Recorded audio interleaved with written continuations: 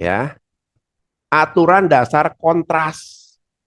Nah, ini kalau misalnya Bapak dan Ibu ya, kontras nih aneh tapi nyata nih, ya. Jadi kalau dua benda relatif berbeda antara satu dengan yang lain, kita akan memandangnya lebih berbeda kalau ditempatkan saling berdekatan dalam waktu dan ruang. Contoh nih ya, siapa yang pernah dulu beli motor lah kalau ya, beli motor, cash gitu kan ya, terus ditawarin sama orangnya, Pak, nggak sekalian dikasih lampu yang lebih terang, Pak, nggak velgnya diganti gitu ya. Tiba-tiba harga lampu, harga velg tuh kayak yang, ini mah kecil lah. Oke juga deh, gue beli deh. Kadang-kadang gitu ya. Jadi penjual-penjual aksesoris mobil itu udah tahu tuh. Bahkan mereka bilang keuntungan nomor dua setelah jualan mobil atau motor itu ya aksesoris. Kenapa? Karena ketika ditawarin beli motor harga 16 juta, ditawarin velg, murah kok Pak, cuma sejuta. Wih, iya ya sejuta, dua juta nih. Tambah joknya Pak, jok motornya mantep nih, berapa? 250 ribu. Pak tambah lampu, lampunya murah nih. Oh lampunya bisa warna kuning, harganya murah 150 ribu. Jadi semuanya kayak murah meriah gitu loh. Karena otak kita sudah tercantol dengan harga pertama, benda yang kita beli pertama. Ya. Contoh kedua, fast food, tambah sop, tambah kentang, ya, tambah ini, hampir 80% kalau dari penelitian ya dikatakan di telah McDonald gitu ya.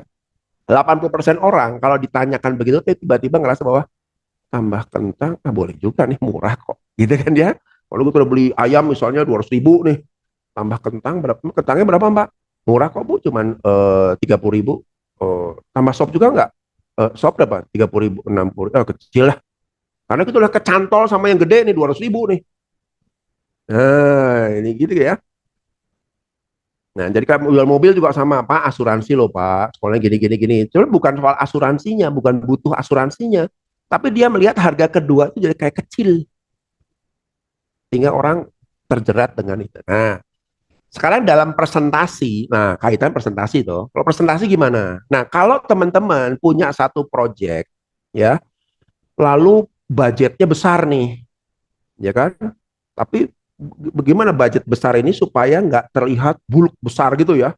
Tapi ambil dipecah dulu, misalnya Pak beli ini Pak, nanti kalau ini sih sebenarnya bagusnya nambah pakai ini fasilitas ini, nah jadi kelihatannya atasan kita, oh gitu ya, oh gitu ya, oh boleh juga, ini berapa harganya, ini murah Pak cuma segini, oh gitu ya. Kadang-kadang orang jadi terpengaruh tuh ya, karena kalau kita dikasih bulk besar jebret gitu ya. Saya kalau jualan konsultan kan begitu ya, kalau orang dikasih konsultan, satu konsultan sekian, waduh orang kaget. Tapi kalau saya bilang Pak ininya sekian, nanti kalau bagus tambah ini, tambah ini, tambah ini, tambah ini, tambah ini begini, wah ya oke deh sekalian deh, oke yang ini deh.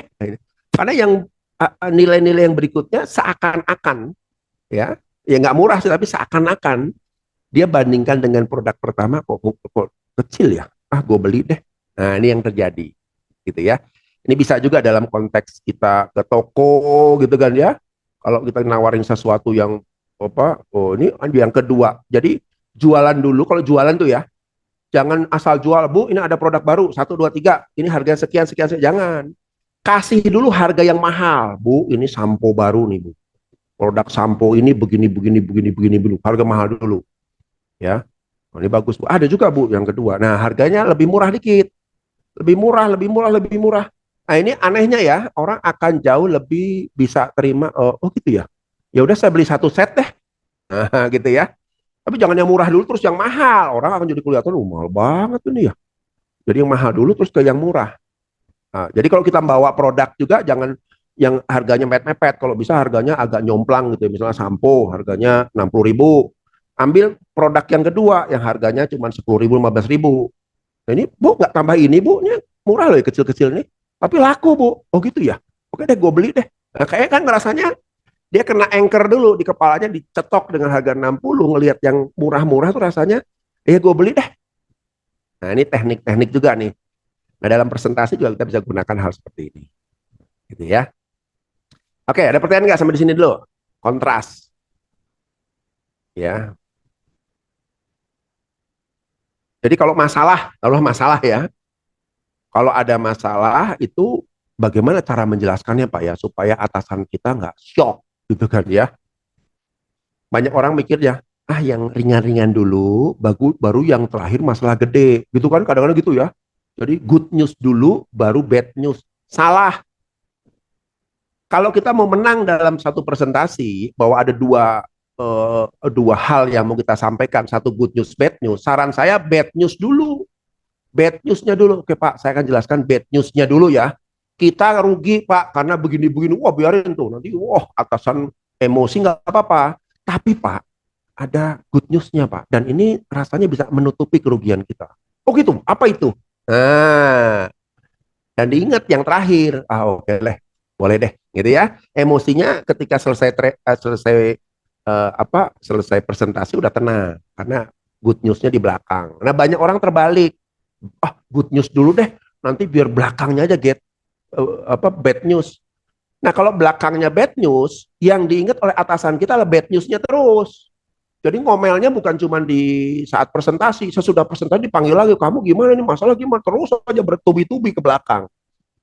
Ya, ini boleh percaya boleh enggak ya. Kadang-kadang karena kalau saya kan belajar dalam 4 tahun terakhir, saya belajar neuroscience. Cara bagaimana otak manusia ini bekerja. Cara bagaimana otak manusia ini gampang dipengaruhi, di apa, dimanipulasi dan lain sebagainya. Gitu kan ya. Ini jangankan gitu, tadi pagi saya baru ngobrol sama satu orang, kan suka banyak tuh ya kalau di WA kita, Kak, ada bisnis freelance. Wah, hati-hati tuh.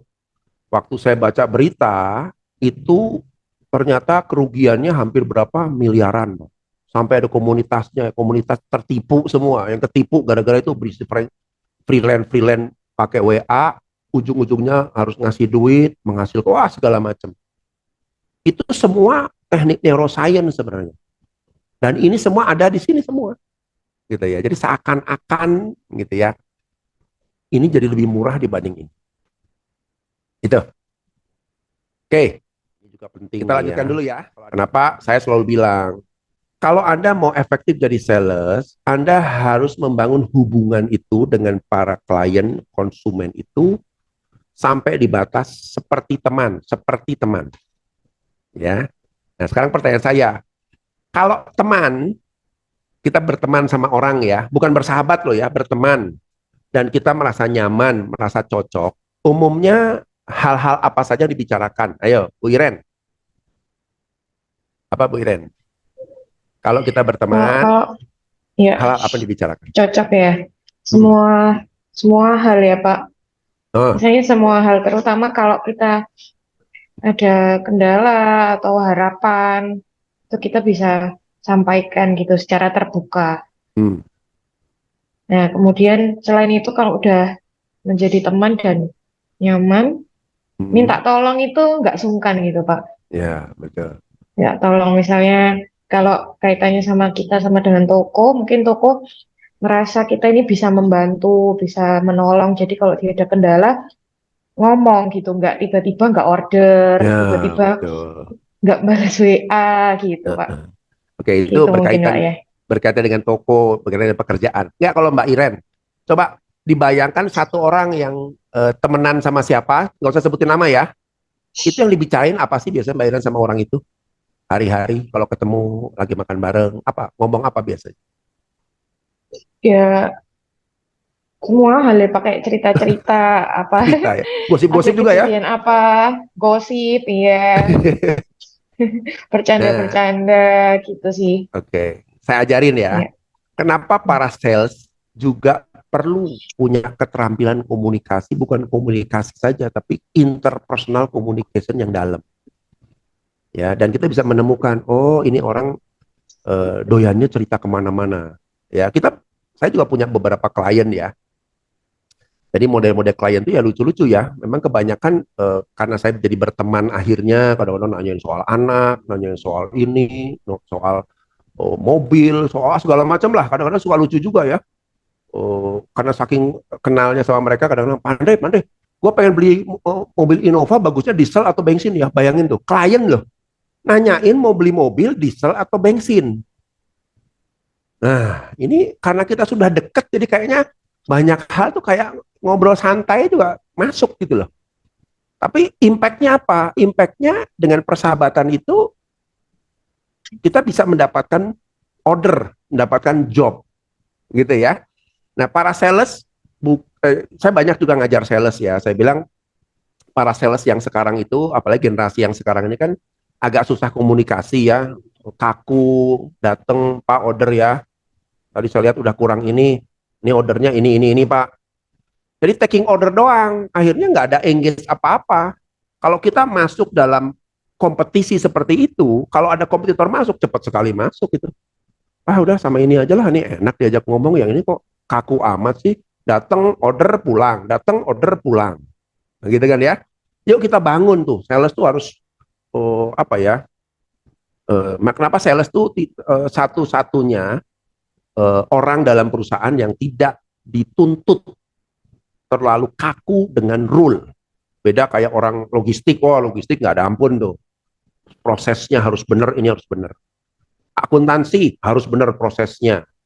Bidang apapun juga hampir ketat. Tapi dunia sales, karena kita harus menghadapi beragam orang dan kita harus luas, memang tidak ada tuntutan aturan yang terlalu ketat. Bukan nggak ada aturan ya, tapi nggak kaku-kaku amat lah gitu ya. Dan malah saya lebih banyak membuat yuk sales yuk santai dong ngomong sama orang. Pak ngomong apa ya? Terserah. Anda trending topik apa sekarang? Oh itu si DP sapinya ditolak, nyambung ceritanya, betul nggak? Terus apalagi sekarang tuh tren apa coba tren apa nih? Pada update nggak di para sales nih? Panikar sales bukan? Bukan Pak? Perceraian, Hah? Bukan, Pak. Oh bukan sales. Nggak saya butuh ya. Sales apa yang sales? Coba ngaku. perceraian yang lagi rame Pak. Apa yang lagi rame sekarang? Perceraian, Lady Nayoan, trending sana. Nah, itu harus update minimal gitu ya. Kalau nanti pas toko ngomong, lu denger nggak di itu masalah si JJ sama siapa itu adiknya Raffi itu? Kalau kita Nas. cuman, oh nggak tahu Pak, nggak asik lu, nggak asik diajak ngomong gitu akhirnya, ya. Tapi minimal, oh tahu bos, gimana? Wah nyambung gitu kan ya. Jadi hubungan makin akrab kan kalau kita temen kan, yang diomongin apa sih coba? 50% kita omongin kalau kita dengan teman dekat kan gosipin orang, gosipin ini, gosipin itu. Sama dalam dunia kerja, khususnya kita bersentuhan dengan orang di luar ya, itu kadang-kadang kita harus update dengan berbagai macam hal, kita lebih fleksibel dan kita bisa diterima mereka sebagai ini bagian saya, oh ini orang gua nih, enak diajak ngomong nih, kan gitu ya. Karena nggak bisa dipungkiri Pak, ya jujur aja kita lebih senang orang yang enak diajak ngomong atau orang yang pendiam. Hampir sebagian besar saya lebih senang orang diajak ngomong. Saya orang introvert, saya merasa saya introvert. Tapi saya kalau bergaul atau berkomunikasi dengan sama orang introvert, saya jadi stres, jadi tegang, melihat dia, aku diam aja ya. Tapi saya lebih senang sama orang yang luwes, yang ngomong, yang cerita sana sini, asik. Walaupun saya cuma jadi pendengar, tapi asiknya dengerin orang ya, denger ceritanya. Sama ya, aturan dasar teman ini penting kita bangun juga, gitu ya, keakraban kita dan lain sebagainya. Ya, nah itu kira-kira ya. Pada saat proses interpersonal, sisihkan 20% waktu Anda untuk menanyakan hal-hal yang pribadi, keluarga, tempat tinggal, tentang budaya, minat, kondisi aktual, dan lain sebagainya. Ya, jadi sales datang ke toko, jangan kaku, tanyain hal-hal yang ya jangan nanyain yang aneh-aneh ya Pak, ukuran baju Bapak berapa ya, jangan begitu-begitu, ditanya marah dia nanti. Ya minimal nanya lah tentang anaknya berapa Pak? Oh ini yang nomor ini, oh udah sekolah. Sekolah di mana? Nah, kan enak ya, jadi orang merasa engage dengan kita. Ya.